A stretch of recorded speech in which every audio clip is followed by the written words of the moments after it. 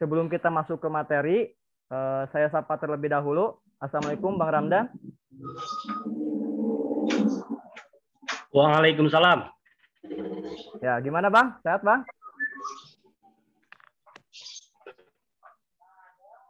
Alhamdulillah sehat sekali. Ya, alhamdulillah ya Bang. Ya, mungkin sebelum masuk ke materi, Abang Ramdan ini akan menayangkan video terlebih dahulu. Mungkin waktu dan tempat saya persilakan.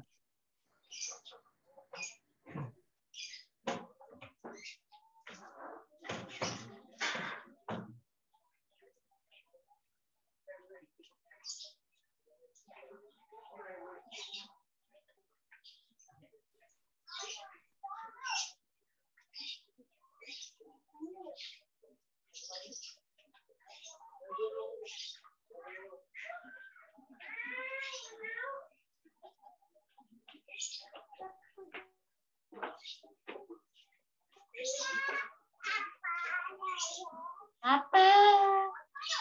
Tuh. Ini mau kemana? Bang, maaf, suaranya belum ada, Bang. Dede. Mau ke Sambi. Mungkin di ini ya, di apa? Panitia. Ini pertolongan untuk baik dan panitia.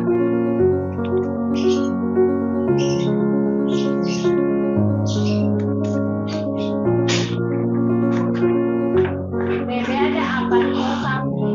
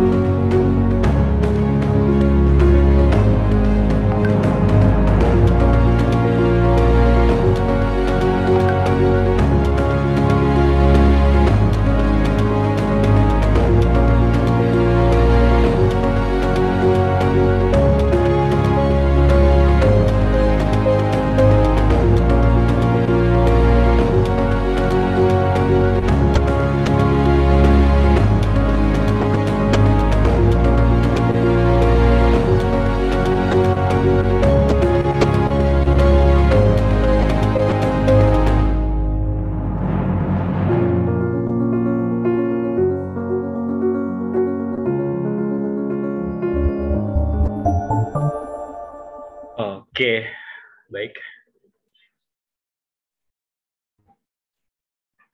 Mungkin bisa di-close ya. Oke, baik kawan-kawan. Sebelum saya lanjutkan, saya ucap salam dulu. Assalamualaikum warahmatullahi wabarakatuh. Untuk kawan-kawan, selamat siang. Waalaikumsalam warahmatullahi wabarakatuh. Salam sejahtera untuk kita semua, untuk kita semua, nama budaya, salam kebajikan. Jadi begini, kenapa sih saya awali dengan salah satu video begitu berbicara tentang VUCA word begitu. Jadi memang bahasa Inggris.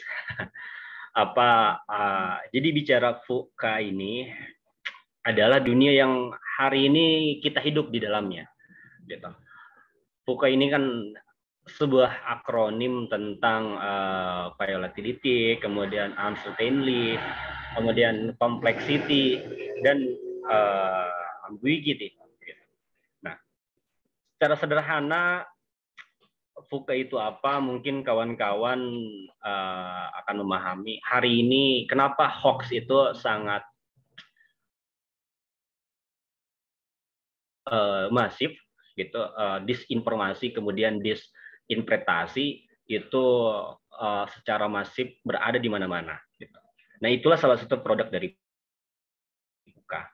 Jadi secara inti, VUCA ini adalah dunia penuh dengan ketidakpastian. Baik secara misalkan bisnis gitu. Hari ini ketika bicara bisnis ini tidak ada yang pasti. Ketika misalkan 2018 kita masih dunia masih concern katakanlah di dalam marketingnya masih menggunakan marketing 3.0 maupun 4.0 begitu secara marketing konvensional, ternyata marketing konvensional pada hari ini sudah tidak lagi relevan terhadap perkembangan zaman. Banyak perusahaan yang pailit kemudian tumbang gara-gara mereka tidak secara cepat menyiapkan hal-hal yang ketidakpastian ini dengan sesuatu yang bisa memberikan kepastian. Gitu. Contohnya apa sih? Contohnya kita tahu sendiri Nokia di dekade 2010 ke bawah itu mereka mendominasi handphone. Tapi pada hari ini di mana Nokia? Dia dikalahkan atau bahkan dimatikan secara kasar oleh Samsung, kemudian oleh iPhone, atau untuk di fase awal dia dikalahkan oleh BlackBerry. Gitu. Apa sih yang menjadi masalah bagi Nokia? Karena mereka tidak mengikuti pasar, kemudian mereka tidak mengikuti paradigm yang pada hari itu berkembang, gitu. Tidak menyesuaikan dengan zaman. Kenapa misalkan BlackBerry ataupun Samsung pada saat itu mampu mengalahkan Nokia? Mereka bertransformasi dengan mengubah operation system ya baik dari Android, kemudian ada aplikasi-aplikasi penunjang yang lebih cepat. Katakanlah kita dulu dimanjakan dengan adanya aplikasi BlackBerry Messenger BBM gitu, dengan bertukar PIN segala macam, yang kemudian itu ternyata lebih efektif dan murah. Gitu. Karena kita tinggal bayar kuota saja. Berbeda dengan Nokia, kita harus beli pulsa, kemudian secara pengeluaran itu jadi lebih besar. Kira-kira seperti itu gambarannya. Gitu. Nah, tapi poin yang ingin saya sampaikan adalah tentang dua hal yang pada akhirnya bagaimana kita menghadapi dunia VUCA dan sebetulnya VUCA ini apa sih? Gitu. Ada dua keyword. Pertama berbicara tentang adaptif, yang kedua adalah relevan. Relevan ini kan kita mampu menyesuaikan diri dengan setiap perubahan, baik itu zaman, baik itu peradaban, ataupun paradigma.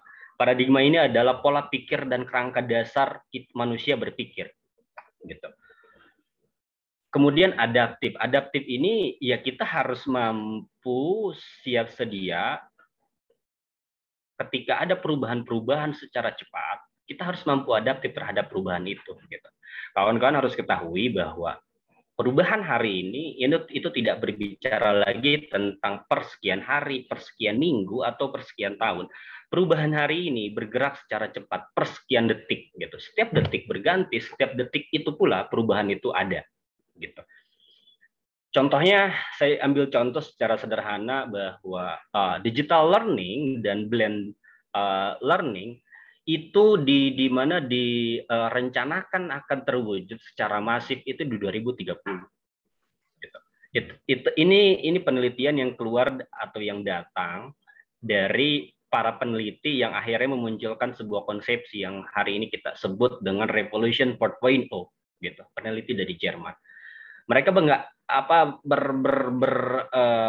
menganalisis bahwa digital learning itu akan hadir yaitu di 2030 dengan dasar apa? Dengan dasar karena ke depan hari kita akan hidup dengan IoT. IoT ini adalah Internet of Things. Dimanapun kita berada, maka disitulah ada internet, gitu. Tapi karena memang ada pandemi, akhirnya digital era ini terakselerasi secara cepat.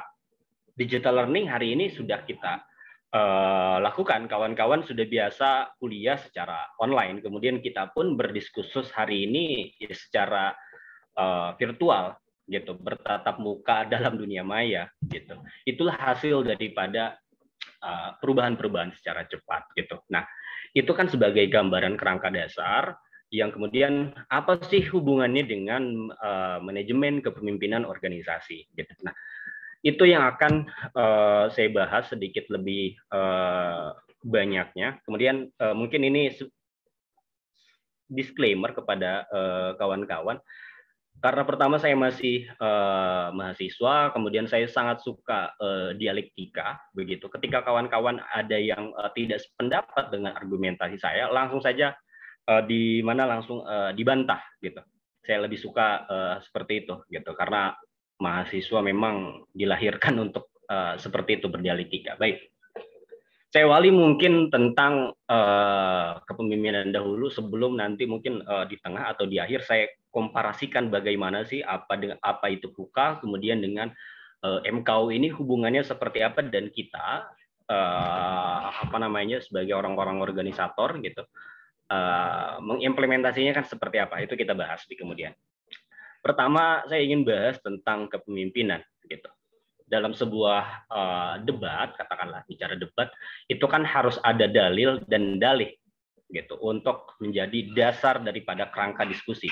Nah, dalil saya pertama adalah tentang definisi kepemimpinan. Definisi kepemimpinan ini adalah sebuah seni untuk mempengaruhi orang lain, gitu. Kenapa sih kepemimpinan itu sebuah seni untuk mempengaruhi orang lain? Itu kan harus menjadi pertanyaan. Atau pertanyaan gini, kenapa orang lain perlu dipengaruhi? Itu pertanyaan basic, gitu ya. Nah, kenapa orang lain perlu dipengaruhi? Ini pertama berbicara tentang tingkatan kesadaran. Itu pertama yang harus kawan-kawan ketahui. Bicara tentang tingkatan kesadaran manusia ini berbeda-beda, gitu ya. Mungkin kesadaran saya atau tingkatan kesadaran saya dengan tingkatan kawan-kawan berbeda. Bisa jadi tingkatan kesadaran kawan-kawan lebih tinggi daripada saya, gitu. Saya coba sedikit gambarkan itu dalam sudut pandang apa ya? Mungkin secara ini ya, mungkin kalau di Islam memandang ada 3 aspek tentang kesadaran, tapi saya bicara tentang generalnya, begitu. Mohon maaf. Pertama, di kesadaran itu pertama ada tingkatannya. Pertama adalah basyar. Basyar itu adalah orang-orang yang belum selesai dengan dirinya. Nah, itu kesadaran pertama, itu orang-orang yang belum selesai dengan dirinya, dalam artian apa? Sifat-sifat hewani di dalam dirinya masih mendominasi dirinya. Makanya mereka kayak gimana sih orang-orang yang berada di dalam fase atau tingkatan kesadaran basyar itu adalah orang-orang yang tidak mau berbuat untuk lingkungan sekitarnya. Itu tuh, gitu. Karena kita mahasiswa diberikan peran, diberikan tanggung jawab dalam tridharma perguruan tinggi, ada pendidikan, ada penelitian, kemudian ketiga itu ada bicara tentang pengabdian, gitu. Nah, ketika kita tidak menjalankan itu, tidak menjalankan sisi-sisi pengabdian, sisi-sisi ruang-ruang pengamalan, gitu, kita masih berada di dalam tingkatan basyar. Jadi kita belum selesai dengan dirinya, kita fokus terhadap diri kita, gitu. Sisi-sisi itulah yang kemudian diidentifikasi menjadi tingkatan kesadaran basyar. Kedua ini berbicara tentang nas. Nas ini adalah manusia yang setengah sudah selesai dengan dirinya, ibaratnya 50%, 50%. Gitu. Jadi dia sudah tidak terlalu memikirkan tentang dirinya, sedikit-sedikit dia coba perlahan-lahan dia abdikan dirinya untuk lingkungan sekitar. Nah, ketiga ini berbicara tentang namanya ini insan. Insan ini adalah orang yang sudah paripurna atau manusia paripurna. Dia sudah tidak memikirkan tentang dirinya sama sekali. Yang dia pikirkan, yang dia lakukan adalah bentukan-bentukan pengabdian kepada masyarakat. Itulah yang berbicara tentang tingkatan kesadaran level tertinggi atau manusia yang paripurna gitu. Nah, apa kemudian hubungannya dengan kepemimpinan? Itu kan yang menjadi pertanyaannya. Nah, hubungannya kan tadi saya sampaikan bahwa definisi kepemimpinan adalah sebuah seni untuk mempengaruhi orang lain gitu. Nah, ini berbicara tentang orang mana yang kita pengaruhi gitu. Kayak misalkan kawan-kawan sudah memiliki tingkatan kesadaran bahwa organisasi ini memiliki sesuatu yang penting. Karena apa? Karena kita tidak cukup hanya mengandalkan apa yang kita dapatkan di ruang-ruang kuliah. Kita perlu mendapatkan nilai-nilai plus yang itu tidak didapatkan di ruang kuliah. Itu bisa jadi didapatkan di organisasi. Maka itulah kawan-kawan masuk ke dalam organisasi. Itu tingkatan kesadaran yang lebih tinggi. Gitu. Nah, tapi di satu sisi ada banyak mahasiswa yang tidak tergabung di dalam organisasi. Kemudian kawan-kawan mengajak mereka, yuk masuk ke organisasi saya. Gitu. Yuk masuk organisasi kita. Itulah itulah implementasi dalam sisi-sisi kepemimpinan gitu, bahwa pemimpin dia harus mampu mempengaruhi orang lain untuk ikut dengannya. Kayak misalkan kawan-kawan mengajak mahasiswa baru untuk masuk ke dalam organisasi kalian gitu. Ya ya kesadarannya disadarkan gitu. Pertama harus disadarkan dulu mereka bahwa organisasi ini penting loh.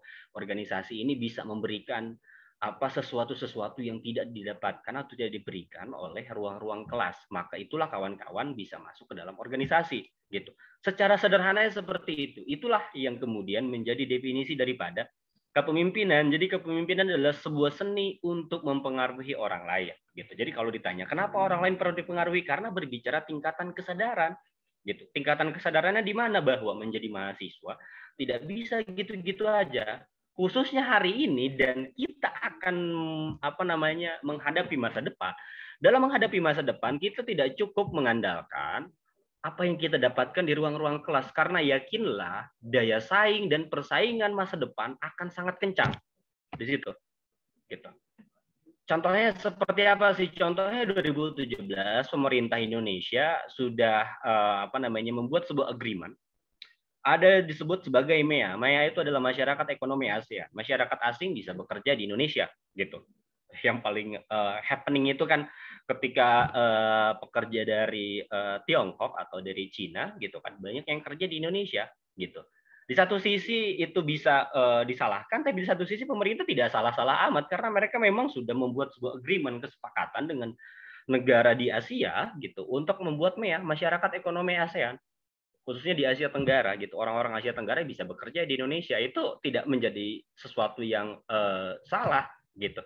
Di satu sisi yang akan menjadi ancaman bagi kita di kedepan hari adalah kita akan menghadapi bonus demografi di 2030. Bonus demografi itu adalah usia produktif untuk bekerja itu akan sangat mendominasi Indonesia. Di situ tuh.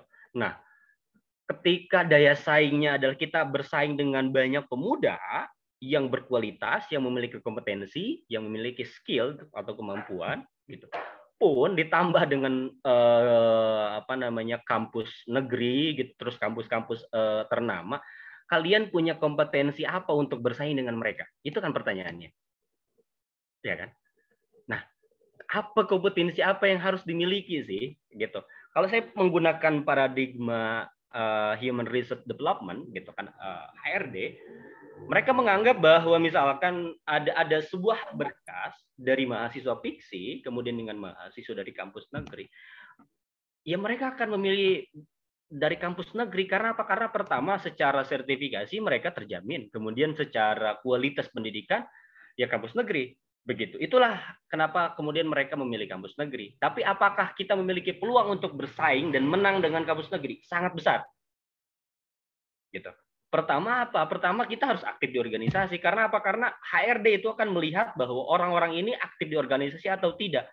Kemudian kenapa sih masuk organisasi menjadi sangat penting dan diteliti atau dinilai atau menjadi sesuatu yang bernilai gitu di mata HRD? Karena apa? Karena di dalam dunia pekerjaan kalian harus mampu secara manajemen grup, kemudian harus mampu bekerja secara terstruktur dan sistematis, kemudian kalian harus memiliki daya bertahan ketika ditekan gitu, karena kan orientasi daripada perusahaan itu adalah hasil gitu.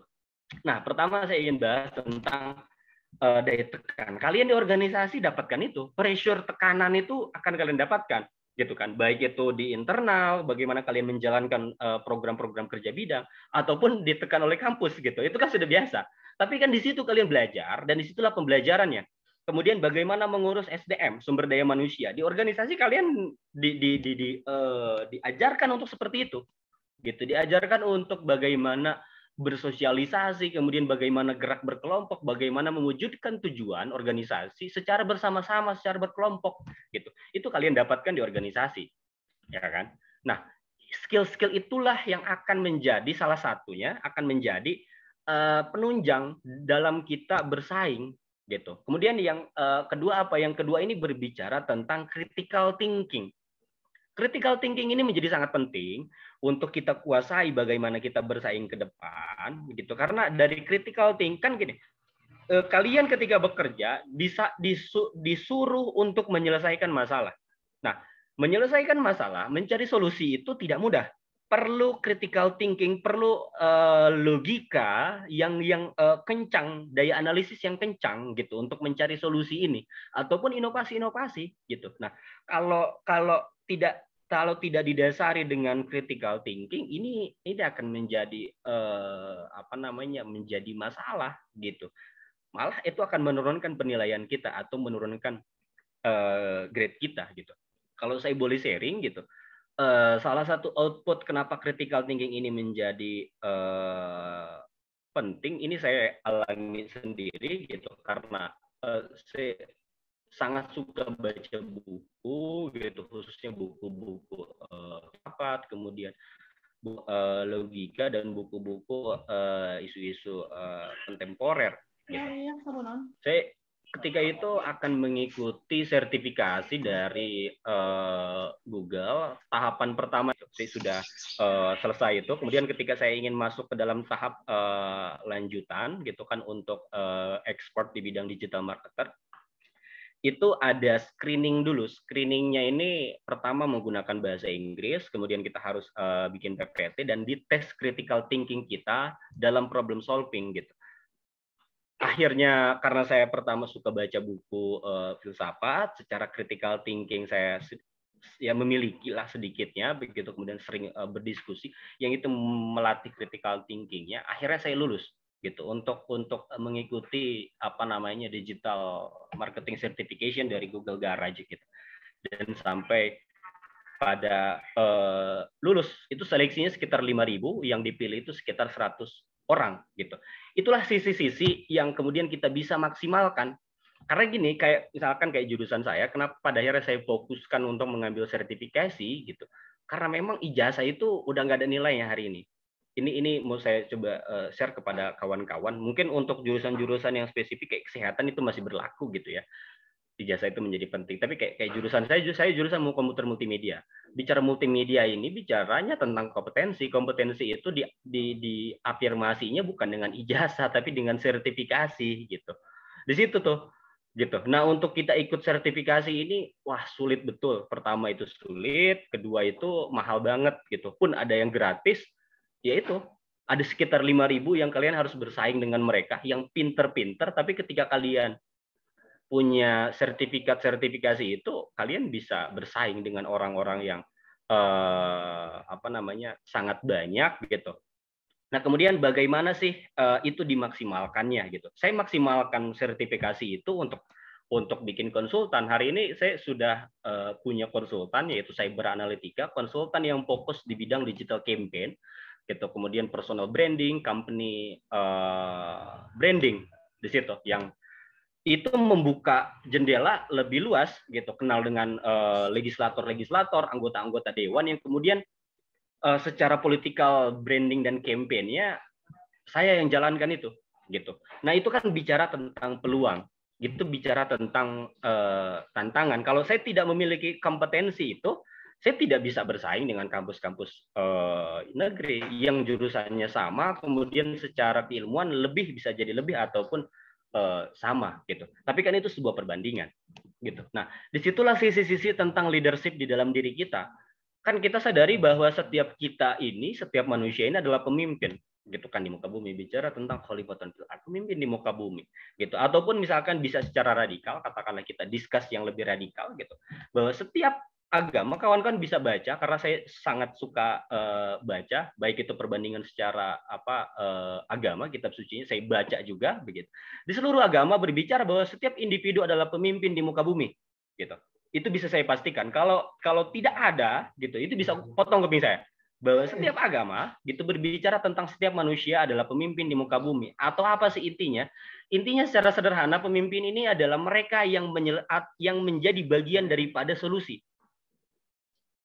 Kita lahir di dunia ini kan harus menjadi bagian daripada solusi. Gitu kan. Kita ini harus menjadi bagian dari solusi. Kenapa seperti itu? Gitu. Karena hari ini dunia ini banyak banget masalah, minim solusi. Ya kan? Apa sih indikator-indikatornya adalah ya berarti kan individu-individu yang ada di Indonesia, sisi-sisi leadership-nya, tingkatan kesadarannya masih minim. Gitu loh. Nah, jadi bagaimana mau berperan, bagaimana mau berbuat, bagaimana mau menghadirkan solusi kalau tingkatan kesadarannya masih rendah. Makanya kesadarannya dulu ditingkatkan, baru itu di situ memiliki bagaimana memandang masyarakat itu, memandang masyarakat secara umum gitu ya. Nah, yang kemudian ketika kita sudah memiliki pandangan tentang masyarakat secara umum, baru disitulah kita berbuat bisa dengan organisasi ataupun bisa dengan yang lain-lain gitu. Mungkin nanti sebetulnya saya mengisinya di mana di bootcamp saya akan bahas tentang social enterprise gitu secara rinci, cuman karena memang Kang Edwin meminta untuk menggantikan, beliau sakit gitu. Jadi saya menggantikan makanya saya tidak membuat bahan presentasi karena mendadak sekali. Gitu. Oke, lanjut. Kemudian problem solving ini seperti apa sih kerangkanya? Misalkan kawan-kawan ingin meminta contoh. Pertama melalui organisasi. Jadi saya sarankan kepada kawan-kawan gitu, daripada maksudnya bingung di organisasi ini harus ngapain, buatlah program-program kerja yang ini orientasi dan tujuan marketnya secara manajemen, nanti kita bicara manajemen lebih rincinya, itu harus konkret dan harus rigid gitu loh. Kayak misalkan saya bikin XYZ. XYZ ini bukan organisasi sebetulnya, tapi disebutnya adalah startup gitu. Startup yang berbasiskan dengan social enterprise. Kenapa social enterprise? Social enterprise ini adalah dua oriented. Pertama ada social oriented, kedua ini berbicara tentang capital oriented, karena sadarlah ngurus organisasi, menghidupi organisasi, dan kita berperan kepada masyarakat, pasti kita butuh kapital dong, ya kan? Perlu penunjang secara kapital. Ketika tidak didukung secara kapital, sulit banget kita menjalankan sebuah organisasi ini gitu. Makanya saya bikin XYZ ini untuk bikin pelatihan-pelatihan yang ada 3 segmentasi pasar. Pertama ada generasi X, generasi Y, kemudian generasi Z. Gitu kan, ada generasi tua, generasi old gitu kan, kedua ada generasi milenial, ketiga ada generasi zentennial atau baby boomer gitu. Segmentasinya di situ gitu. Jadi kita bikin pelatihan karena hari ini, karena bicara tentang pandemi ini semakin parah, secara sudut pandang kesehatan ataupun sudut pandang perekonomian gitu. Nah, yang ingin saya ambil di XYZ ini adalah secara ekonomi. Maka saya sering bikin pelatihan-pelatihan bagi masyarakat gitu tentang digital marketing. Jadi kan mereka ini ibu-ibu rumah tangga ini kalau sudah beres masak ya sudah tidak ada kerjaan lagi gitu. Jadi akhirnya saya dorong mereka untuk berbisnis karena hari ini ada yang menjadi peluangnya adalah digital, khususnya banyak e-commerce untuk jualan-jualan, dan sudah banyak juga masyarakat yang jualan-jualan tapi mereka masih minim pengetahuan secara digital marketing, bagaimana berjualan secara digital, kemudian memanfaatkan digital marketing ini secara apa namanya masif ini seperti apa. Nah, itulah dasar kenapa XYZ, saya di XYZ bikin pelatihan-pelatihan baik itu untuk UMKM, baik itu untuk usaha-usaha rumahan gitu. Kita melakukan pelatihan-pelatihan tentang digital marketing, pemanfaatan sosial media, bahkan kita bantu bikin konten-kontennya gitu. Pun untuk anak-anak muda kita concern juga dalam pelatihan ya, karena saya punya pikiran bahwa hari ini pemuda harus berinvestasi untuk masa depannya. Karena ketika pemuda tidak berinvestasi hari ini untuk masa depannya, kita dilibas oleh zaman. Karena pilihannya cuma dua. Kita yang mengikuti zaman, gitu. Kita ikut akan perubahan-perubahan zaman, atau kita yang menciptakan zaman itu. Kan di situ. Jadi ibaratnya kalian mau milih jadi followers, mengikuti, gitu kan? Ibaratnya air, jalan saja. Atau melawan arus. Saya pikir pemuda ini harus melawan arus karena pikiran kita masih sangat jernih, kekuatan kita, tenaga kita masih sangat besar. Ketika tidak dimanfaatkan itu menjadi peluang, menjadi kesia-siaan.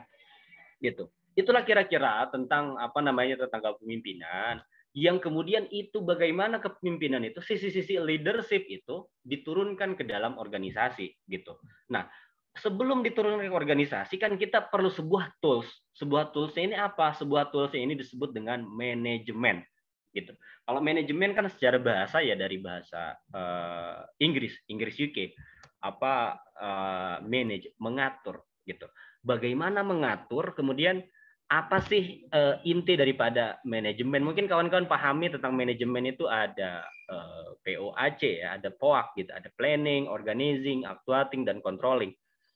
Gitu. Terus tuh kita akan bahas di manajemen ini ada 3 hal. Pertama ada POAC, ada planning, organizing, actuating dan controlling. Kedua itu ada analisis SWOT, berbicara tentang strength, weakness, opportunity dan threat. Terakhir ini ada berbicara tentang unsur-unsur manajemen. Unsur-unsur manajemen ini kan ada 6M, man, money, method, material, mesin dan market. Gitu. Bagaimana mengcombine ketiga ini? Yang kemudian ini menjadi alat untuk kita menjalankan organisasi gitu. Saya ingin bahas begini, pertama tentang POAC di dalam perencanaan gitu.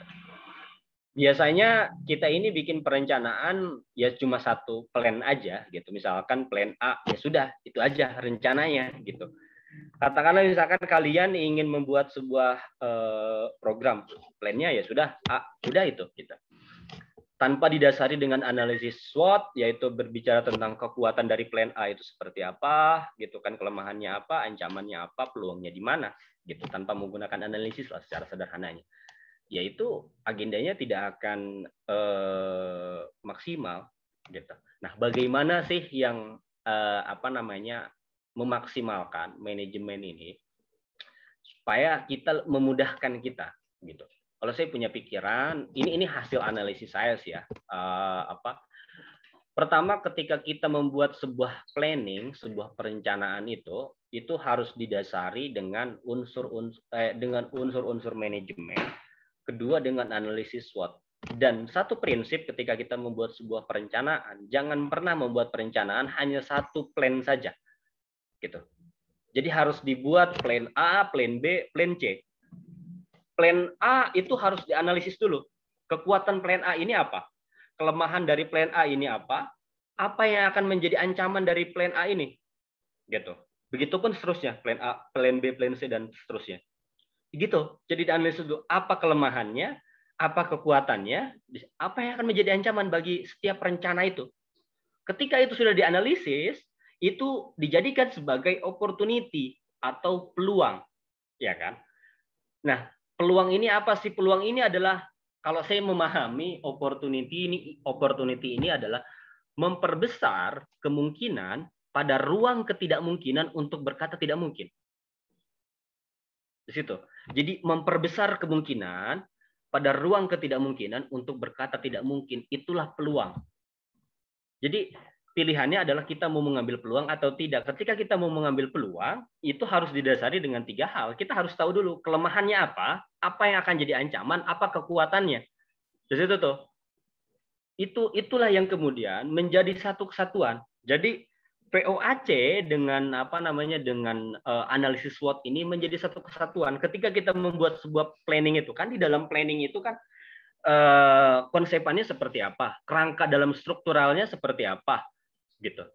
Itu harus dibuat, gitu. Kemudian masuk ke yang kedua ini tentang organizing atau pengorganisiran. Pengorganisiran ini adalah pengisian struktural, gitu. Kan di dalam organisasi pasti ada struktural, di dalam kepanitiaan pasti ada struktural.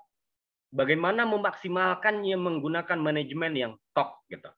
Nah, pertama di dalam apa namanya pengorganisiran itu bukan hanya tentang penempatan secara struktural saja, gitu.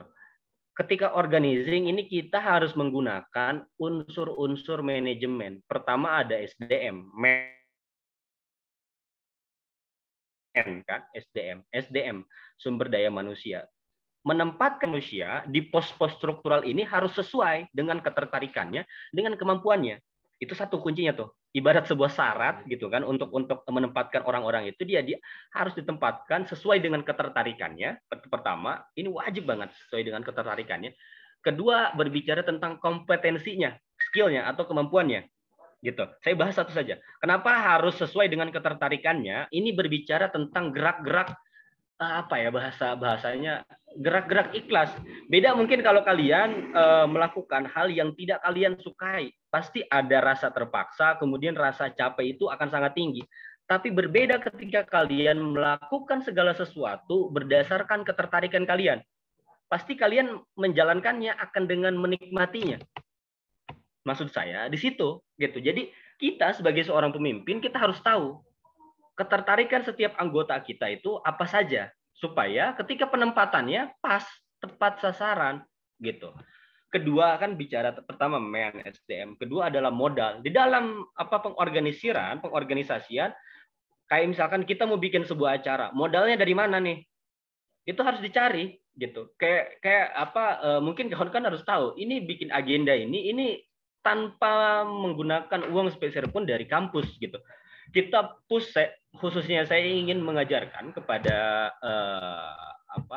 adik-adik saya, junior saya, yang hari ini jadi ketua-ketua himpunan ini, gitu, bahwa kita bisa berbuat sesuatu tanpa didukung oleh kampus, tanpa didukung kapital oleh kampus, begitu. Dan alhamdulillah berjalan, begitu kan. Di situ maksud saya bahwa kita ini pemuda punya kemampuan lebih, tinggal bagaimana memanfaatkan. Bicara modal. Modal ini pertama kita bisa kerjasamakan dengan sponsorship. Jadi ketika kalian mau bikin agenda, ya minimal 2 bulan sebelum agenda itu terlaksana, proposal agenda harus sudah ada. Proposal agenda ini disebarkan ke perusahaan-perusahaan. Gitu kan. Itu tuh. Gitu. Ini berbicara tentang modal. Kedua, apalagi sih yang bisa menjadi modal? Jejaring. Ini penting nih, jejaring nih. Kayak kita kenal siapa, itu kan jadi modal. Modal sosial, investasi sosial, yang itu bisa membantu kita. Gitu kan. Kemudian, money, method, cara seperti apa, atau gini, kalau cara saya memandangnya ada 2 hal. Berbicara tentang strategi dan taktik. Strategi dan taktik itu seperti apa sih maksudnya? Ketika kita mau bikin sebuah agenda, bagaimana strategi dan taktiknya ini seperti apa? Katakanlah misalkan strateginya adalah kita akan mensukseskan agenda ini tanpa bantuan oleh kampus. Berarti kan kita membutuhkan taktik yang sangat dinamis, yang ini menyesuaikan dengan segala situasi kondisi. Kayak ibarat sebuah peperangan gitu. Itu kan peperangan kan harus menggunakan strategi dan taktik ya kan.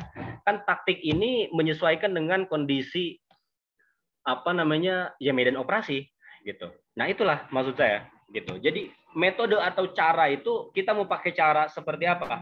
Banyak cara lah. Gitu ada misalkan tentang belah bambu atau rusuk ikan gitu kan yang bercabang.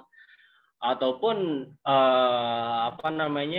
kalau saya biasa pakai itu adalah strategi kali 0 begitu. Jadi ketika tidak ada yang memberikan kepastian ya sudah tinggalkan. Jadi daripada saling nunggu itu kan ribet, saling nunggu ini atau saling nunggu akhirnya nggak jelas. Daripada saling nunggu mending udah kali 0. Kalau udah nggak jelas tidak ada kepastian sudah tinggalkan begitu. Kalau yang mau ibaratnya begitu aja gitu. Kemudian money, method, material, bahan. Nah ini ketika kalian ingin membuat sebuah program atau agenda acara itu harus di packaging yang bagus.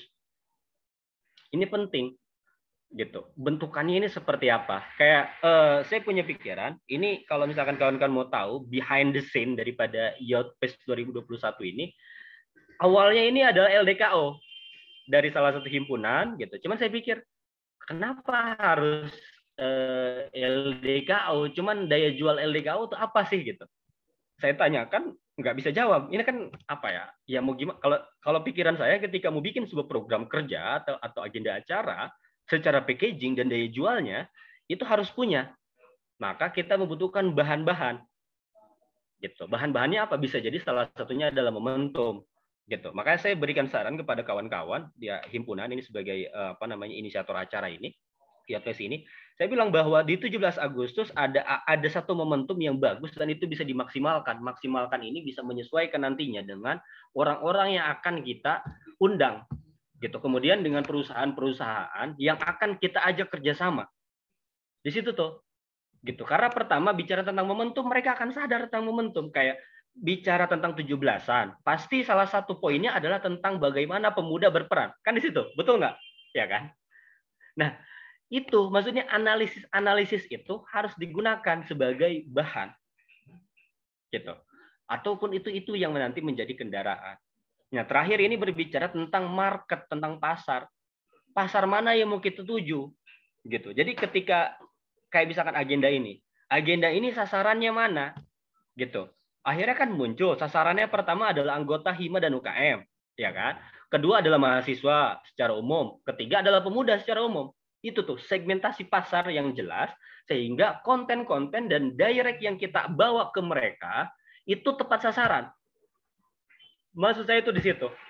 Gitu. Kenapa misalkan temanya adalah karakter nation building gitu? Ya karena kita ini adalah calon pemimpin bangsa yang harus memiliki sebuah karakter kebangsaan. Itu satu. Gitu. Makanya kan pas karena market utamanya adalah mahasiswa, maka apa yang bisa masuk ke dalam mahasiswa yaitu. Jadi di situ kerangkanya tuh, memanfaatkan unsur manajemen di dalam pengorganisiran. Gitu. Kemudian ketiga itu ada actuating atau pelaksanaan. Pada tahap pelaksanaan, ini satu hal yang tidak boleh dilewatkan. Ini berbicara tentang indikator keberhasilan. Jadi di dalam tahap-tahap pengorganisiran, kan kalau katakanlah kita sudah membuat sebuah panitia, gitu kan, itu harus dibuat KPI-nya, Key Performance Indicator, dan OKR, Objective Key Result, gitu.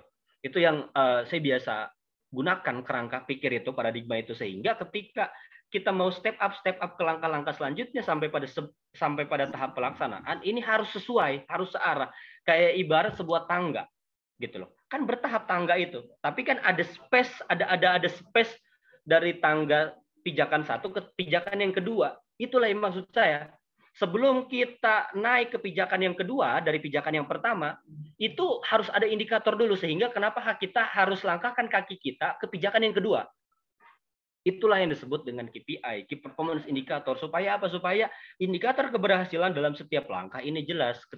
Sehingga ketika acara dilaksanakan tidak ada lagi kekurangan-kekurangan atau masalah-masalah yang akan muncul.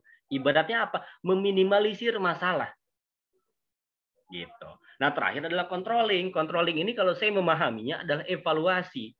Nah, evaluasi ini yang menjadi masalah ini dari dulu gitu. Dari evaluasi di akhir acara, ini salah. Evaluasi itu jangan di akhir acara. Dari tahap pengorganisiran itu harus dijalankan evaluasi gitu. Supaya kita bisa lihat kayak misalkan seksi acara, mana rundown, kemudian mana konsep acara gitu. Sudah dibuat belum? Oh, belum gitu. Ya berarti kan kalau belum berarti kita belum siap untuk lanjut ke tahap selanjutnya yaitu pelaksanaan. Gitu. Itu kan bentukan evaluasi secara konkret. Tapi saya sarankan evaluasinya ini harus struktural. Gitu. Harus sistematis sehingga lebih mudah. Makanya kan konsepsinya biasanya secara kepanitiaan ini harus dibuat dengan 3 tahapan. Ada top management. Top management ini biasanya diisi oleh SC. SC itu adalah steering committee sebagai konseptor. Ini satu nih. Ini steering committee. Kedua ini ada organizing committee atau ketua pelaksana. gitu. Nah, ketiga itu ada low management. Low management ini adalah anggota-anggota kepanitiaan. Jalur koordinasinya seperti apa? Anggota OC atau koordinator SC itu berkoordinasi dengan ketua pelaksana saja, tidak berkoordinasi dengan anggota kepanitiaan. Anggota kepanitiaan koordinasinya dengan ketua pelaksana. Dari ketua pelaksana baru disampaikan ke SC. Jadi sistematis seperti itu, dilatih seperti itu. Supaya apa? Supaya terstruktur dan sistematis. Untuk memudahkan supaya tidak ada disinformasi. Karena yang menjadi masalah ini adalah miskom. Kalau di mana di organisasi ini yang sering menjadi masalah itu adalah miskom ya, karena struktur komunikasinya tidak jelas gitu. Nah, itulah gitu. Kemudian itu kira-kira tentang bagaimana kita menjalankan FOAK, baik itu dari sisi planning, kemudian organizing, actuating, dan controlling gitu. Kemudian saya ingin sampaikan terakhir, mungkin sebelum kita berdiskusi supaya kita banyak waktu untuk berdiskusi, itu adalah berbicara tentang organisasi. Kalau misalkan saya ditanya apa definisi daripada organisasi, atau gini, mungkin saya bisa tanya kepada kawan-kawan dan saya sudah tahu jawabannya. Apa sih definisi organisasi? Pasti kawan-kawan beranggapan bahwa organisasi adalah 1-2 orang yang lebih yang memiliki tujuan bersama gitu. Itu sudah template dari Google gitu. Dan saya secara pribadi tidak terlalu menyembah Google begitu ya. Karena saya pikir apa yang ada di Google masih bisa didebatkan dan bukan jadi solusi atau jawaban akhir gitu. Kalau misalkan coba kita dekonstruksi atau kita hancurkan itu logika yang sering muncul definisi di Google tentang organisasi adalah 1-2 orang yang lebih yang memiliki tujuan bersama. Bahwa yakinlah bahwa manusia ini antar satu yang lain tidak mungkin memiliki tujuan bersama. Kenapa? Karena itulah uniknya manusia.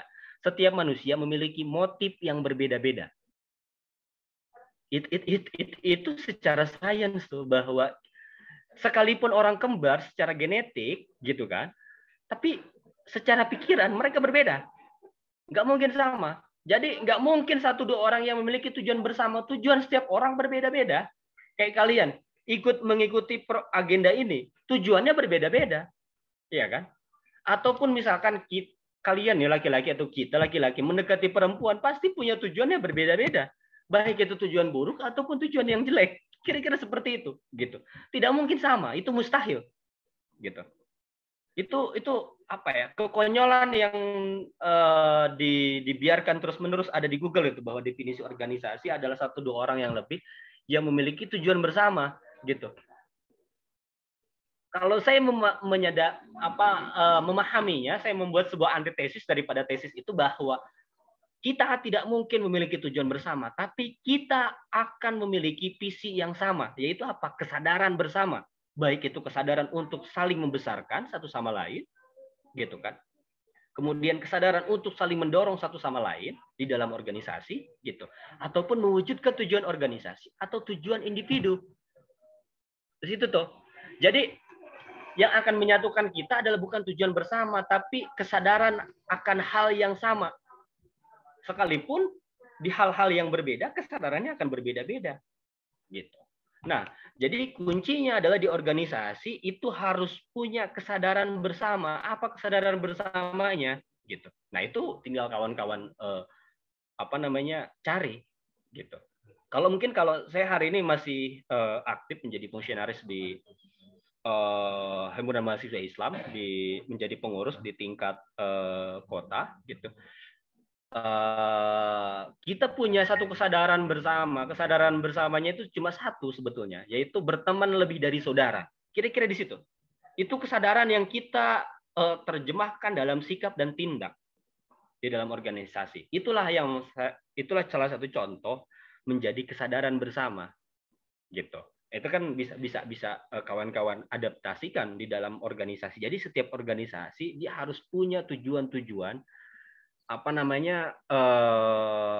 kesadaran bersama, supaya kayak misalkan akan banyak masalah di organisasi ini, persoalan ketidakaktifan ya, gitu. Kenapa orang tidak aktif di organisasi? Awalnya banyak, kemudian makin hari makin sedikit orang-orangnya. Terus secara secara analisis ya minim analisis gitu, dan ketika minim analisis ya kita nggak tahu bagaimana menyelesaikannya.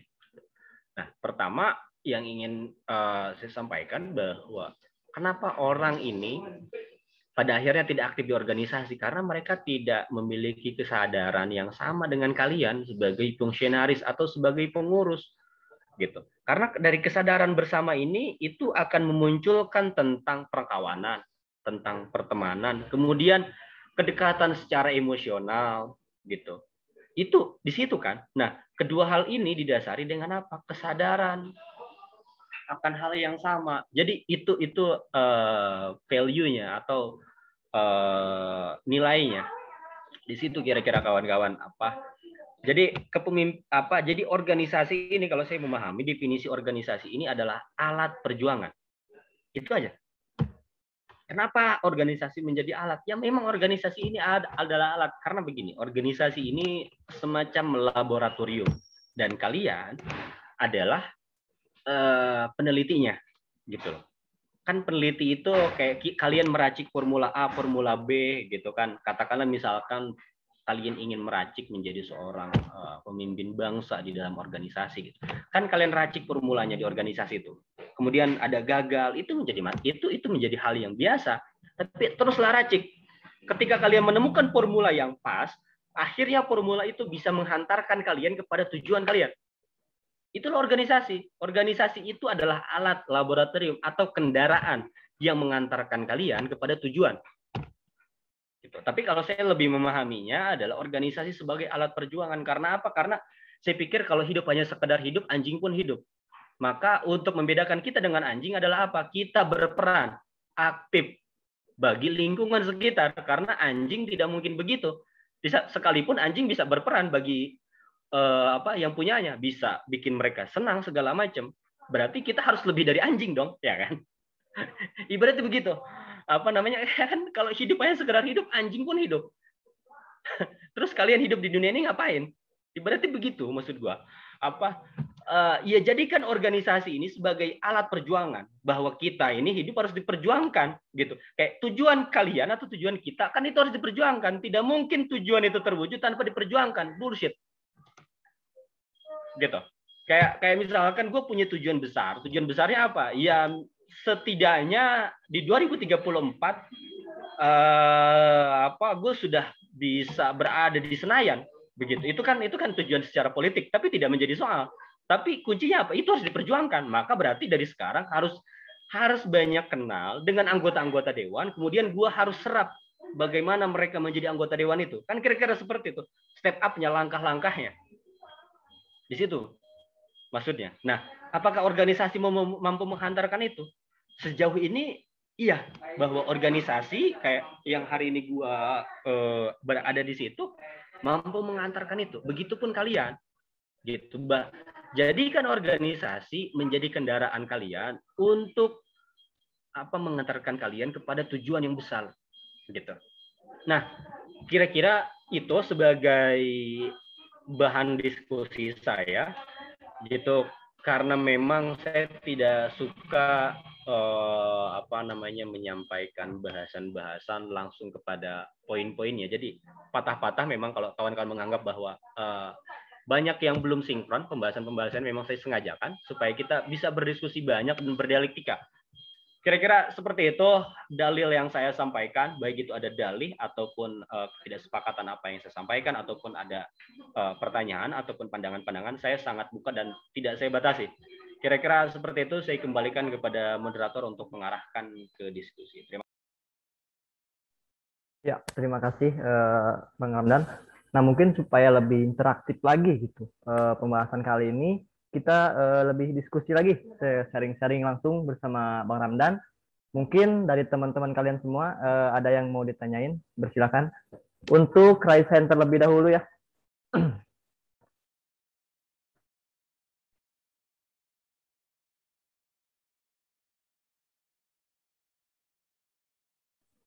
Ya, ini banyak Bang. Ada dari siapa? Hima MRS Putri. Silakan.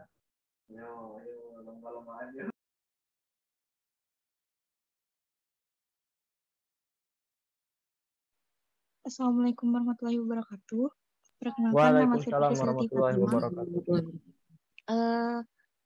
Izin bertanya, sebelumnya kan Kang Ramdan mengatakan bahwa dalam seorang pemimpin tuh harus punya suatu tujuan yang sama, hal atau tujuan yang sama gitu sama anggota-anggotanya kalau dalam sebuah organisasi.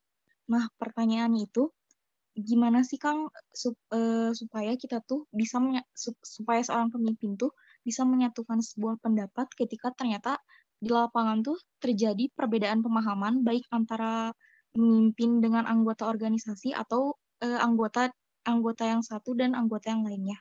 Terima kasih. Oke, perbedaan pandangan, perbedaan pendapat segala macam di organisasi itu hal biasa. Ataupun misalkan kalau di organisasi saya itu kalau rapat harian seminggu sekali itu dari jam 7 bisa sampai beres itu jam 1 gitu. Debat-debat begitu tentang program A, program B, kemudian kenapa harus dilaksanakan dan kenapa tidak, itu hal yang biasa ya gitu. Atau bahkan misalkan lebih lamanya ketika pemilihan ketua umum gitu, kalau misalkan di himpunan kan semalam saja selesai. Kalau di organisasi saya pemilihan ketua umum itu terakhir kemarin itu sekitar 1 bulan gitu, pemilihan ketua umumnya. Dinamikanya sangat kencang.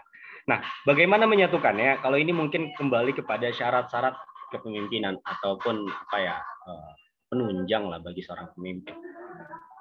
Kalau saya ingin menyampaikan bahwa pemimpin itu tidak perlu pintar, itu satu. Pemimpin itu dia harus cerdas dalam apa? Dalam manajemen grup, dalam memaintenance anggota-anggotanya, gitu. Nah, bagaimana sih cara-caranya, gitu? Seorang pemimpin dia harus mampu menjadi teman, harus mampu menjadi kawan, harus mampu menjadi kakak, harus mampu menjadi adik. Gitu. Kenapa harus menjadi kakak? Karena dia memberikan masukan-masukan kepada adiknya, memberikan saran. Kemudian kenapa harus menjadi adik? Gitu. Karena kita harus mendengarkan keluh kesah mereka. Itulah pemimpin, gitu. Bahwa kita harus mendengarkan curhatan anggota kita, pengurus-pengurus kita, supaya kita tahu bagaimana kita mentreatment si orang-orang itu, kan ibaratnya seperti itu. Jadi kalau ada kayak misalkan case-nya seperti saya deh, gitu. Saya sekarang itu posisinya di ketua bidang pembinaan aparatur organisasi. Kayak barat penertib pengurus di organisasi saya ada sekitar 60 orang. Itu yang harus diatur pertama. Kedua, anggota-anggota itu kalau hari ini anggota HMI cabang Bandung yang aktif itu ada sekitar 6.000 orang. Gitu. Itu terbagi menjadi 35 komisariat di berbagai kampus-kampus di seluruh Kota Bandung. Gitu. Itu harus diurus juga. Bagaimana kita menyatukan pandangan, menyatukan pendapat segala macam begitu. Ya, sebetulnya satu sih. Kita harus mampu menjadi teman. Begitu. Bagi mereka, kita harus dekat dengan mereka. Jadi jangan dibuat gap bahwa gue ini ketua, lu anggota, lu dan gue beda. Nggak bisa begitu. Kita ini harus setara dengan mereka, tapi di satu sisi, secara intelektual, secara kemampuan pengetahuan, pemimpin harus lebih dibanding anggotanya. Karena di situ, kayak misalkan, kan ini saya sampaikan tentang teori politik lah.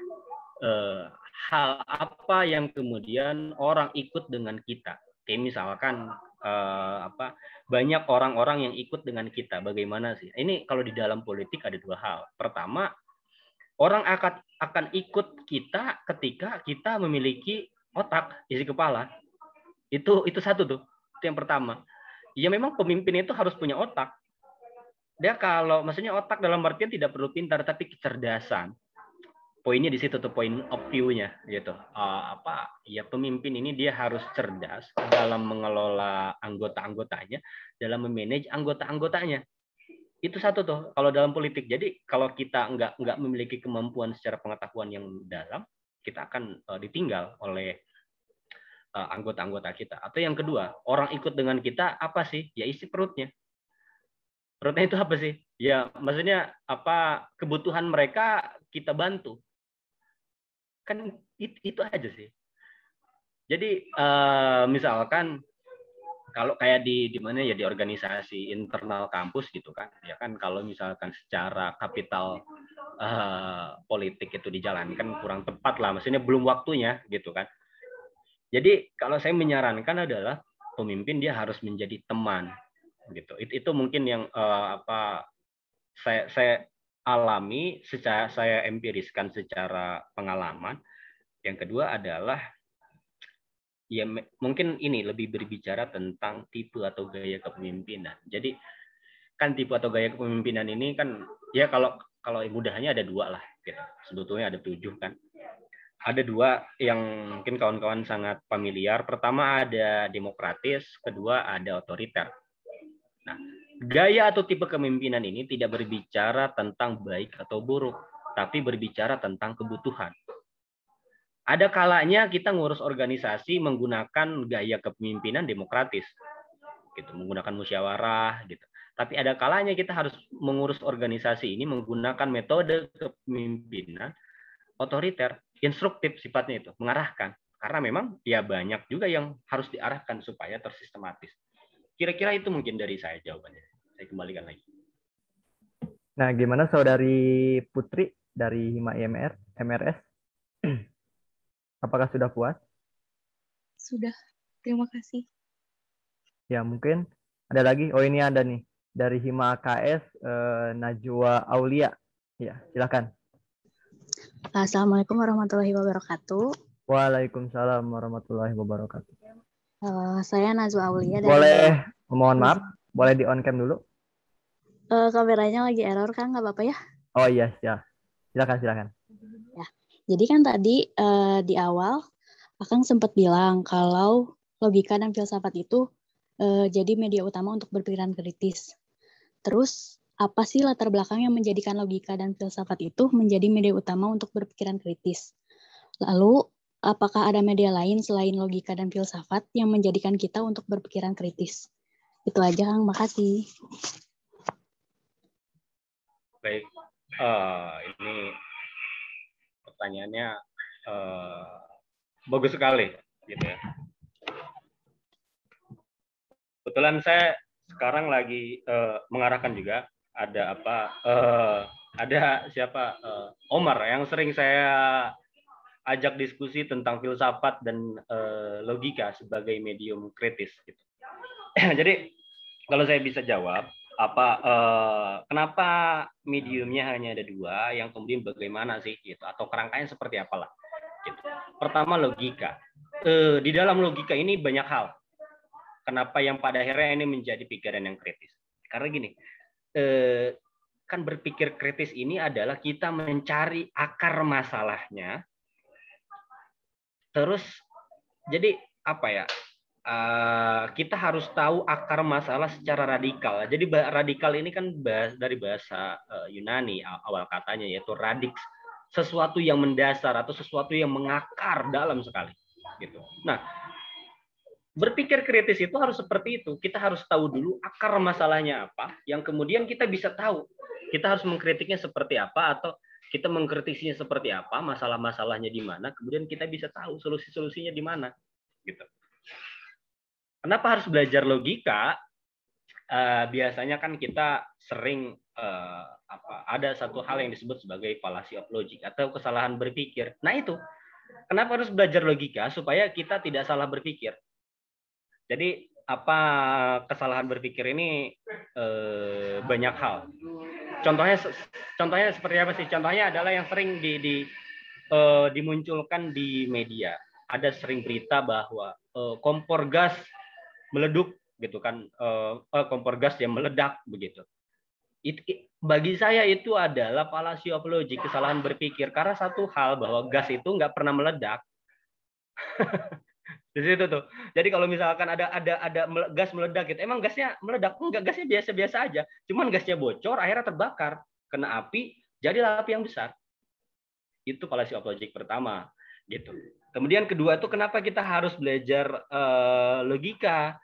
Ya supaya kita tidak terkungkung oleh hal yang bersifat paradoks. Paradoks ini apa ya? Bahasa sederhananya ini bahasa paradoks ini sesuatu yang mentok gitu ya. Jadi ketika kita bilang A ternyata bukan A. Tapi ketika kita itu bilang B ternyata itu bukan B, ternyata itu adalah A gitu. Kayak misalkan gini, paradoksnya. Paradoksnya ini tuh sulit kita temukan jawabannya. Kayak misalkan kita jawab ada satu quotes bagus dari Friedrich Nietzsche. Dia bilang bahwa God is thought, gitu, bahwa Tuhan telah mati. Ya kan kalau misalkan kita pikirkan, emang Tuhan bisa mati? Kalau Tuhan mati berarti dia bukan sesuatu yang besar. Tapi bisa jadi betul juga gitu. Itu kan paradoks gitu. Atau misalkan kita cari Tuhan itu di mana? Tuhan itu di atas. Masa di atas gitu? Bukannya dia di bawah gitu. Itu kan paradoks. Kita sulit mencari gitu. Ya itu panjang lah, kira-kira begitulah maksudnya gameplaynya. Jadi poinnya kenapa kita harus belajar logika supaya pikiran kita struktur, argumentasi kita terstruktur. Ada misalkan berbicara tentang kebenaran gitu kan, itu kebenaran disebut dengan teori koherensi, persesuaian antara ide dan realitas dalam kita menganalisis kebenaran apapun itu, baik di dalam organisasi, baik itu isu-isu terkini gitu. Itu kita harus tahu ya menggunakan persesuaian antara ide dan realitas gitu. Kemudian kenapa harus filsafat? Ini mungkin harus kita sadari bersama. Jadi filsafat itu bukan berbicara tentang bukunya, karena filsafat itu bukan buku. Filsafat itu adalah kayak gini. Kenapa kita minum harus menggunakan gelas? Ya ini sedang berfilsafat, kita mencari. Kenapa minum kita harus pakai sedotan? Padahal ini plastiknya bisa kita robek, bisa langsung kita minum. Gitu. Itu pun berfilsafat. Gitu. Ataupun misalkan kalian jadi kenapa harus berfilsafat atau menggunakan filsafat? Karena segala sesuatu yang ada di dunia ini berangkat daripada filsafat. Baik itu pendidikan, sistem pendidikan, baik itu teknologi hari ini, gitu. Pun bagaimana kita tahu di masa depan akan ada apa, itu harus dari filsafat. Contohnya seperti ini deh. Saya gambarkan secara sederhana. Ada satu buku warna biru, penulisnya dari ITB. Namanya Jujun Surya Sumantri. Judulnya Filsafat Ilmu, khususnya di bab pendidikan. Dia bilang bahwa orang tua harus mampu visioner. Jadi kita kan nanti kita akan jadi orang tua ya, baik itu laki-laki ataupun perempuan. Kita akan berkeluarga, kita akan memiliki anak. Dia sampaikan bahwa orang tua dia harus visioner. Visioner dalam artian apa? Mampu membaca masa depan. Karena apa? Karena satu, bahwa orang tua itu adalah madrasatul ula. Ya kan? Orang tua itu adalah yang memberikan pendidikan pertama bagi si anak. Sementara bicara tentang pendidikan bukan cuma mengajarkan, tapi menciptakan sebuah lingkungan, karena manusia itu berperilaku berdasarkan dua hal kan. Dalam teori perilaku manusia, yang menentukan perilaku manusia ini dua hal. Pertama ada pengalaman, kedua ada lingkungan. Itulah yang harus dilakukan oleh orang tua. Nah, Jujun Surya Sumantri dia sampaikan bahwa kita harus menjadi seorang orang tua yang visioner, mampu membaca masa depan. Karena apa? Karena anak kita akan hidup di masa depan.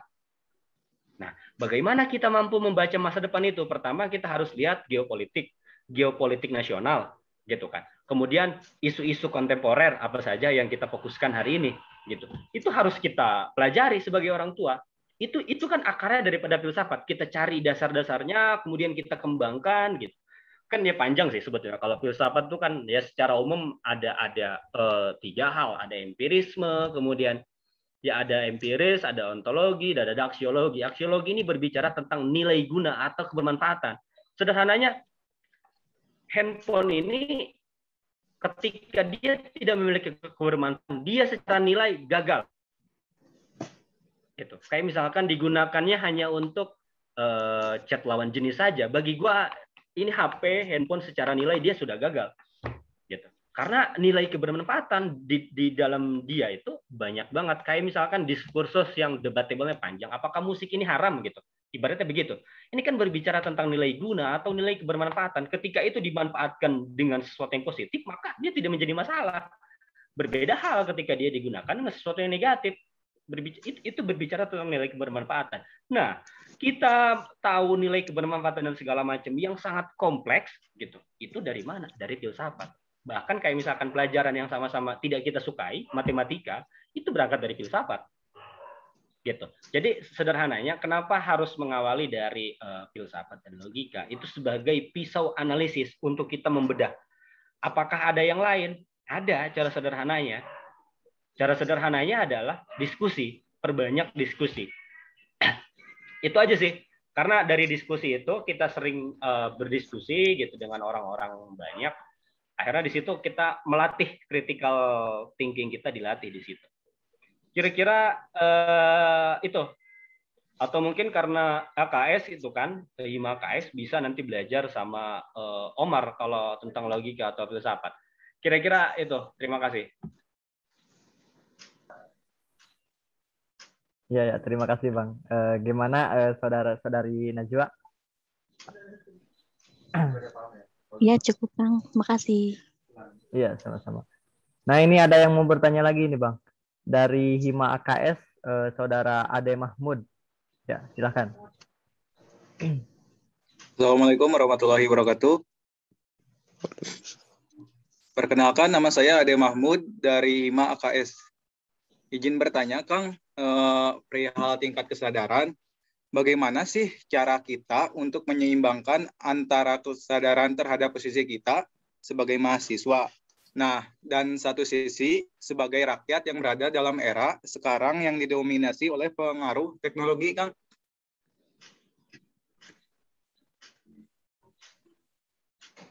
Oke, baik. Oh iya, saya miss juga tadi untuk mengkomparasikan ya perkembangan teknologi dan organisasi. Cuman ingin saya sampaikan keywordnya satu.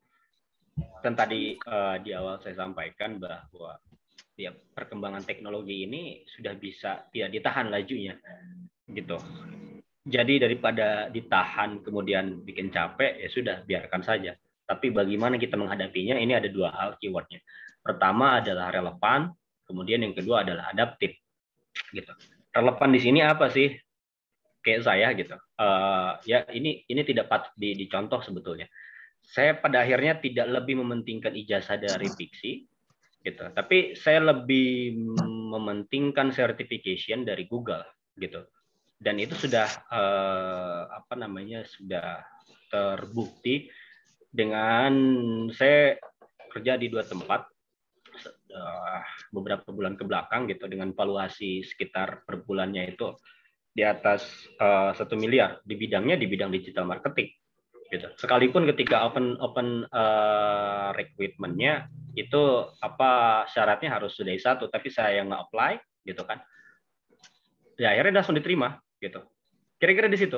Jadi bagaimana kita mampu untuk relevan terhadap perkembangan zaman, kuncinya adalah jangan di kandang terus. Kalau kata lagu 420, jangan di zona yang nyaman, karena zona yang nyaman ini bikin kita jadi sesuatu nggak guna. Ibaratnya gitu kasarnya. Gitu. Jadi perbanyak interaksi dengan orang yang misalkan ada interest terhadap apa.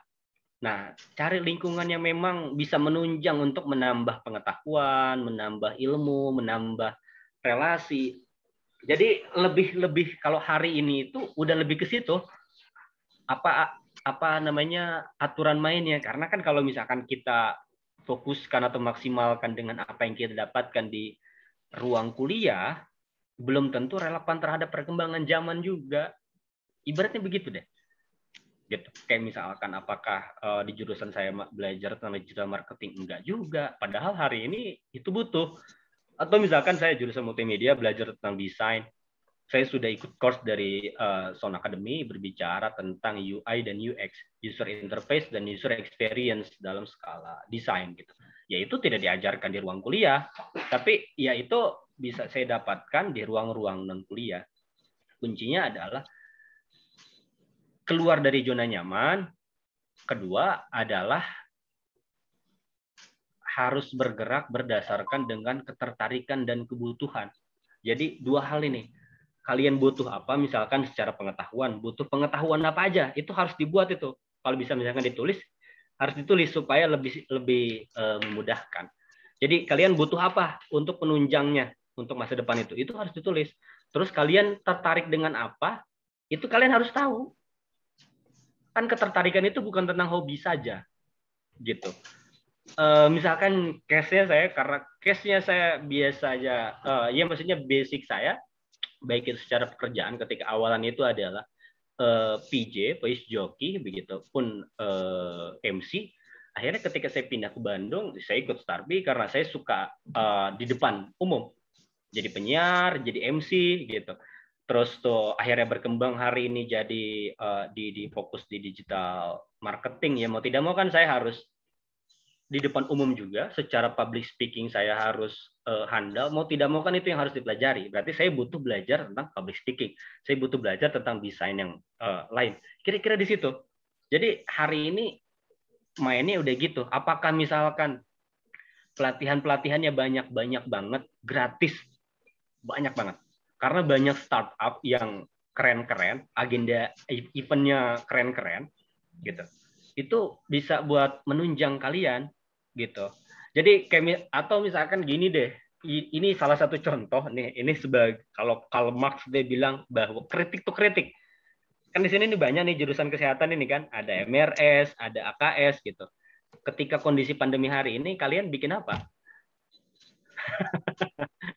Ayo bikin apa? Nggak bikin apa-apa. Ya maksud ya di satu sisi tidak salah-salah amat gitu kan, karena mungkin keterbatasan secara jejaring gitu.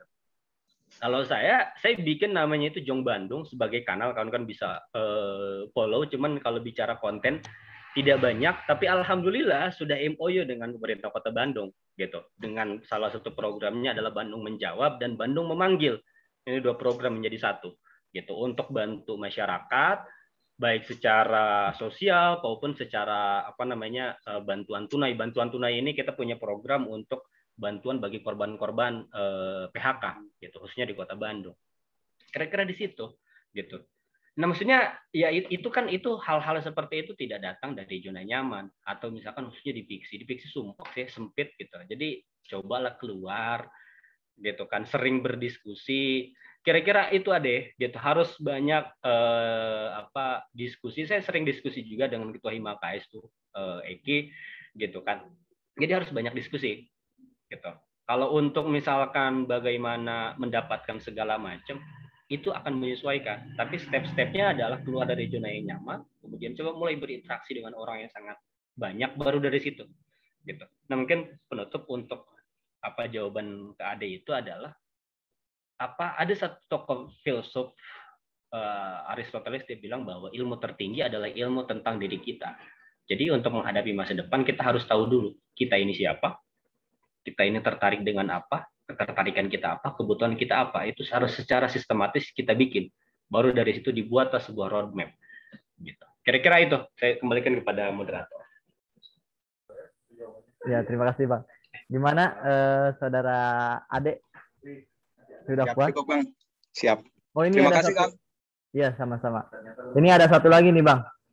Dari Hima MBIS nih. Saudara Iwan. Nggak apa-apa, mau 10 lagi juga. Silakan Bang. Assalamualaikum Bang. Waalaikumsalam. Izin bertanya Bang, kan seperti yang dikatakan tadi oleh Akang, bahwa seorang pemimpin bisa atau harus sesekali menjadi otoriter. Ada batasan tersendiri atau tidak keotoriteran tersebut agar masih tetap bisa diterima oleh para anggotanya?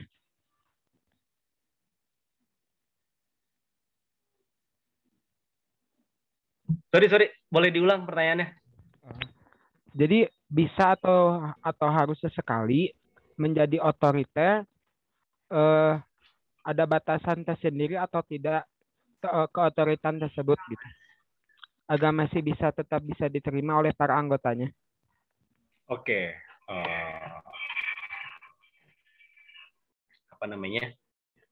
Berbicara tentang tipe atau gaya kepemimpinan ya.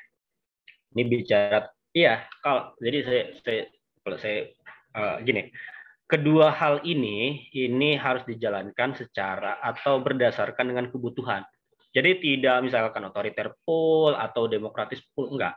Tapi dasarnya adalah harus dengan kebutuhan. Jadi kayak misalkan ketika ini kepengurusan himanya misalkan baru pelantikan gitu. Terus pengurusnya belum di-upgrading, baik secara upgrading bidang maupun upgrading secara keseluruhan. gitu. Nah, berarti kan mereka belum tahu secara banyak tentang tugas pokok dan fungsi bidangnya, ya kan? Nah, dengan kondisi itu mau tidak mau kalau bicara menggunakan metode demokratis susah, karena gimana mau bermusyawarah, maksudnya yang ngobrol semua pendapat diterima gitu. Karena mereka belum tahu banyak tentang tugas pokok dan fungsinya. Makanya untuk memudahkan supaya tidak terlalu lama untuk mereka belajar gitu, diarahkan, nih bikin ini caranya gini, ini yang harus dilakukannya gini. Jadi kalau di organisasi otoriter dalam artian seperti itu gitu, tidak suka-suka gimana pemimpin, nggak gitu konteksnya. Konteksnya adalah dia yang mengarahkan, dia memberikan instruksi, tapi dia harus mengarahkan gitu. Kalau dia hanya mengarahkan, kalau dia hanya instruksi, tidak memberikan arahan, kalian berhak untuk tidak mengikuti gitu. Karena di dalam organisasi setiap individu memiliki nilai yang sama, egaliter, setara. Jadi di situ Wan, pertama dia harus menyesuaikan dengan kebutuhan, harus lihat dulu, oh ini nih kondisinya kayak gini, oh ini harus menggunakan demokratis gitu, tipe kepemimpinan demokratis, ya lakukan itu gitu. Jadi kayak misalkan di himpunan pun kalau misalkan secara upgrading pengetahuannya mereka sudah, ya kalau gitu nggak perlu lagi pakai metode otoriter, menggunakan metode demokratis sehingga setiap pendapat itu ya diakomodir. Kira-kira itu Iwan. Terima kasih. Baik Bang, terima kasih. Ya, terima kasih Bang. Terima kasih juga Iwan. Mungkin ada satu lagi nggak? Kalau misalkan ada, dipersilahkan.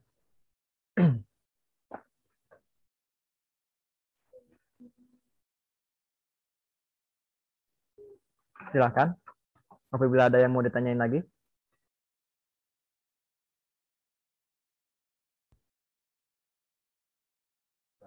Kayaknya nggak ada ya?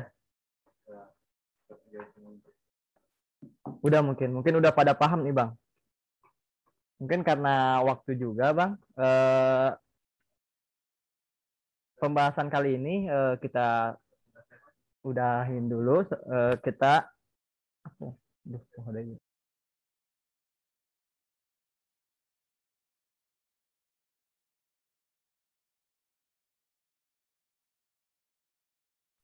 Nah, mungkin sebagai bahan penutup, saya persilakan kepada Bang Ramdan untuk closing statement atau harapan gitu. Harapan untuk kita semua ke depannya. Ya, silakan Bang. Oke, baik.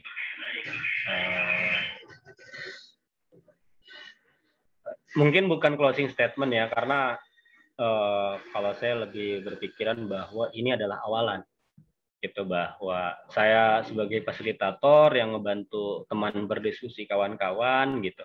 Ya ini menjadi awalan yang ingin saya sampaikan untuk di awalan ini adalah bahwa segala sesuatu yang kita lakukan itu tidak mungkin jauh daripada organisasi. Pun di organisasi jangan hanya sekedar aktif-aktif saja, karena kalau cuma sekedar aktif-aktif ya buang-buang waktu, ngapain, nggak guna. Gitu. Maka kuncinya adalah maksimalkan apa yang ada di organisasi, kemudian kalian jadilah orang-orang yang mampu menjadi bagian daripada problem solving. Karena kalau menyesuaikan dengan sesuatu yang happening hari ini, bahwa dengan hashtag di rumah aja, hari ini di rumah aja bukan jadi solusi, khususnya bagi pemuda. Hari ini pemuda harus keluar dari rumah, itu hashtagnya.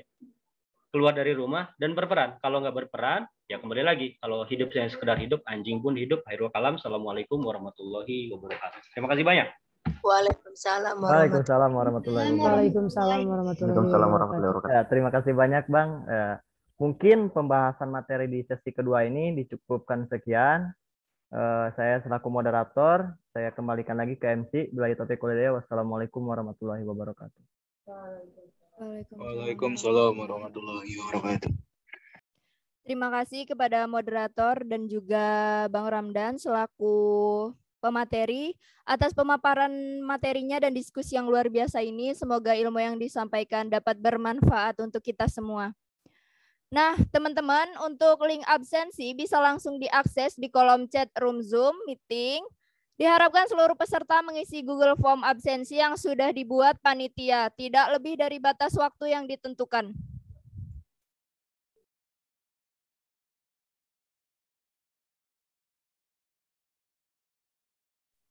Nah, untuk teman-teman, sebelum mengakhiri acara pada hari ini, kami akan mendokumentasikan kegiatan terlebih dahulu.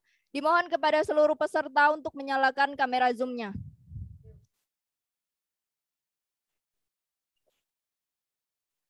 Ya.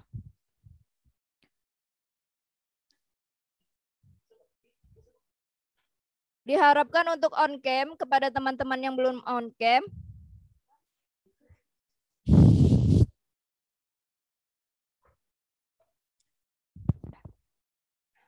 Untuk slide pertama,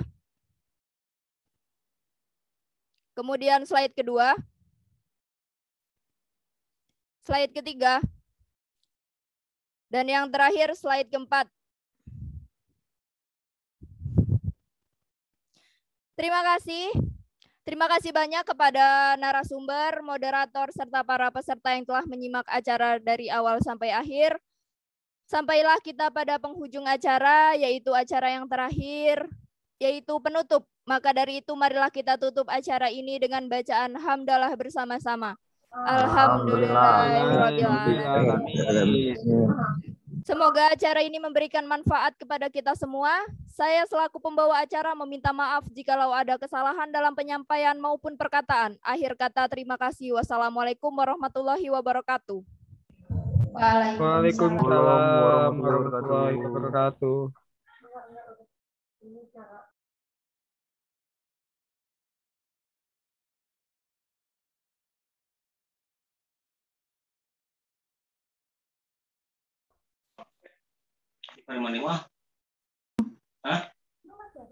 Jangan lupa linknya diisi ya.